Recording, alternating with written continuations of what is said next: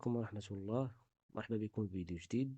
قبل ما ندخلوا في صلب الموضوع ونتعرفوا على التشكيلة المثالية للماتش ديال تنزانيا، كنت داخل لاباج ديال المنتخب الوطني وبانوا لي الناس شي أشباه مشجعين يضحكوا على الماتش وكيضحكوا على تنزانيا وكيستهزئوا بالخصم على أساس أنه ماتش سهل، على أساس أننا غادي نربحوا بشي 7 ولا شي سكور خيالي، وبحال راه ما لاعبينش حنا كأس إفريقيا، لاعبين غا تورنوا د رمضان. بحال الا ما تقصيناش ضد البنين الكابون، تقصينا ضد الصعيب وضد السهل. ما كنتعلموش حنا من الاخطاء ديالنا. كاس افريقيا ما خاصكش تستهان بحتى شي خصم. من بعد الاقصاء المر اللي طرا لنا مع البنين، حتى شي واحد ما كانش يتسنى نتقصاو ضدهم، ماشي غير المغاربه وانما العالم العربي والافريقي. ما كانش كيتسنى المغرب في 2019 انه غادي يتقصى ضد البنين. وكون جيتي عند اي واحد قبل البطوله وقلتي ليه راه المغرب غادي يخرج على يد البنين، ما غاديش يتيقك. وسبحان الله ما كنتعلموش من الخطا. ديما تطبال من مورا كل ماتش ربحناه داك النفيق الخاوي. بحال الماتشات اللي دازو قبل ماتش زامبيا بحال ما بناش ضعاف، بحال بنا مكتسحين. وهذا شيء للاسف كيخلي اللعابه تيقوا بلي راه الماتش ساهل، ما كتعاونوهمش وما كتخففش عليهم الضغط بحال هكاك. بالعكس، عاد ما كتزيدوا تلحوا عليهم الضغط، حيتاش ما حدك وصلتي الادوار الاقصائيه فين لا مجال للخطا. ما كتقبلش المعادله القسمه على اثنين، ما عندكش فرصه فين تصلح. يعني غير تعادل ومشاو معك الاشواط الاضافيه، فراه عول على راسك مقصي، انت اللي عليك الضغط اكثر. هما بالنسبه لهم راه انجاز. ديجا هذه اول مره كنظن كيتاهلوا لدور الثمن، فالمقابله ما غاديش تكون سهله. وكافة بركه من تطبال الخاوي، وبركه من استصغار الخصوم والاستهزاء من المنتخبات اللي قل منا على الورق. على الورق حنا قويين، خاصنا نربحوا، خاصنا نقدموا اداء اللي كيليق بالمنتخب الوطني المغربي. ولكن ما نساوش باللي هذه راه كاس افريقيا، اي حاجه تقدر توقع. كره القدم راه ما فيهاش مستحيل. ديجا شفنا نصراو فيهم العجب.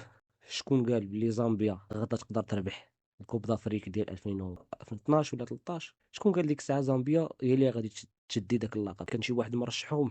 حتى شي واحد ما كان مرشحهم. كانت ربما 0.01% هي النسبه ديال الفوز ديالهم بديك البطوله. فهذه هي كره القدم، ما كيمكنلكش تعرف شكون اللي غادي يربح. نمشيو ماتش بماتش، ما نستصغروش الخصم، ما ندخلوش حاقرينهم. كنقولوا العود اللي تحقروا يعميك. اذا ندخلوا نشوفوا شنو هي التشكيله المثاليه اللي نقدروا ندخلوا بها ضد منتخب تنزانيا، تعرفوا على نقاط الضعف ونقاط القوه ديالو. اذا هذه هي التشكيله المتوقعه. اذا ما كان حتى شي تغيير، فراه هذه هي التشكيله اللي خاصو يدخل بها الناخب الوطني وليد الركراكي. في حراسه المرمى بونو طبيعه الحال، اقرد وماسينا كنظن ثنائيه اللي ما عندناش حسن منها لحد الساعه. شفنا اداء اليميق الغير مقنع والباهت، اولا بالاحرى الكارثي. عدم الجاهزيه ديال سايس، ما جبتيش دي زاكسيون اللي غادي ينفعوك في البطوله. فكنظن احسن ثنائيه خصوصا مورا الاداء ديالهم في الماتش ديال زامبيا، كنظن على ان ماسينا واكرد هما احسن جوج تقدر تدخل بهم. واخا باقي ما شفناش الدفاع ديالنا في شي اختبار حقيقي، ولكن هادو هما لي شوا اللي عندنا واحد الساعه. اذا كان واجد حكيمي بطبيعه الحال ما كاينش احسن منه، رغم انني كنشوف انه يدخل بالشيبي هنا احسن بعد المباراه الرائعه اللي قدم ضد منتخب زامبيا. في مركز الظهير الايسر الحاج طبيعه الحال مزراوي، امكانيات اللي عنده والمستوى العالي اللي بان به في الماتشات ثلاثه كاملين اللي دازوا. في مركز ارتكاز كنظن ان كلشي شاف الخلل فين كاين. حنا ما كنتنقصوش من الدور ديال سفيان امرابط، واننا نقدروا نحتاجوه في بعض الماتشات، ولكن حاليا كنظن ان الدخول ديال العناوي احسن، وعطانا تحرر اكثر في الميليو التيران، عطانا حلول اكثر، قدرنا نشدو كرة اكثر، قدرنا نضغطوا على الخصم اكثر، شفنا تحولات هجوميه اكثر، شفنا واحد النقل، واحد الريتم سريع ما بين نقل الكرة من الدفاع للهجوم. الشيء اللي كان ناقصنا في الماتشات اللي دازوا ضد مالي وضد جزر القمر. السيباري وناحي هذه لا نقاش فيها.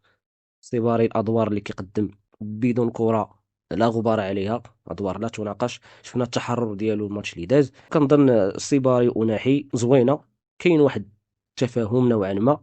باقي خاصهم يتحسنوا اكثر، ولكن ان شاء الله مع تقدم في البطولة غادي نشوفوا تحسن ونشوفوا اداء ان شاء الله اللي زوين.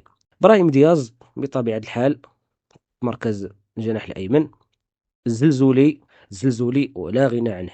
يمكنلكش تفرط في الزلزولي هذا الماتش، سيرتو انك عرفتي الا دخلتي عبد الصمد فراه كيكونوا عندك حلول هجوميه اكثر، نقدروا نضغطوا على الخصوم من الجناحين بجوج، كيكونوا عندنا تنوعات هجوميه تنفعنا في التحولات الهجوميه في لي كونتر اتاك. كعبي غتوصلوا كره اكثر، وبالتالي غادي نقدروا نخلقوا فرص اكثر ونماركيو اكثر بطبيعه الحال. هذه هي التشكيله المثاليه اللي كنشوف يقدر يدخل بها سي وليد.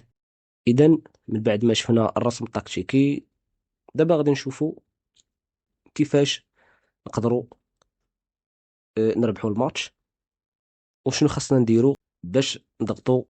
منتخب زامبيا هو منتخب اللي عزيز عليه لعب كره، منتخب اللي معروف بالقوه ديالو في لعب الكره الجماعي، ما عندهمش نجم معين، كيلعبوا كره اون جروب، تيضغطوا جميع، كيدافعوا جميع. من نقاط القوه ديالهم انهم في التحولات الهجوميه قادرين من خلال نصف فرصة أنهم يسجلوا، وبالتالي ما خاصش يكون واحد الاندفاع بطريقة اللي مبالغ فيها باش ما نتلقاوش شي هدف مبكر اللي يصعب علينا الماتش.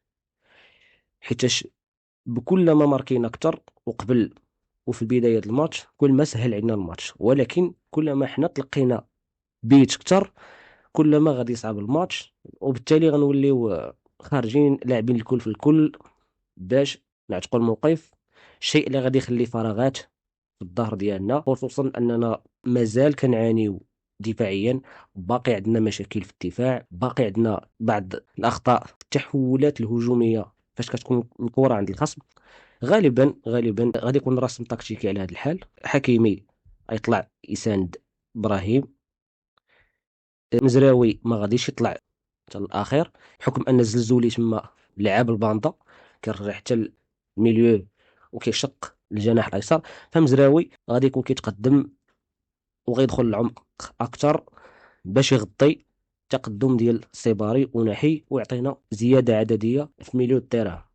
السيباري غادي يكون كيتزاد الميليو باش يعطينا واحد الزياده عدديه في كاري دو زويت، ونحي النحله بطبيعه الحال فراه غيكون كيلعب في هذا الزون هادي. حنا عارفين الثنائيه ديالو مع حكيمي ودياز، فغالبا وناحي غادي يكون كيميل اكثر للجهه اليمنى فين كاين حكيمي ودياز، اذا كان واجد حكيمي بطبيعه الحال وما كانش شيبي. الكعبي لاعب صندوق، ولو اننا شفناه في الماتشات اللي دازو كيخرج شويه برا الكارو ويطلب كره وكيلعب الكور مع دياز ومع سيباري، الا انه اذا كانوا تحولات اكثر فالكعبي غادي يبقى داخل الصندوق غالبا في معظم الاوقات. الدور ديال نائل العناوي انه فاش كتكون كره عندنا فراه ديما كيتقدم للامام باش كيقدر يساند ويطلب الكره من عند سيباري وناحي ويخفف عليهم الضغط فاش كيكون فريق الخصم طايح بالبلوك با اللور. العناوي تيرجع يساند الدفاع.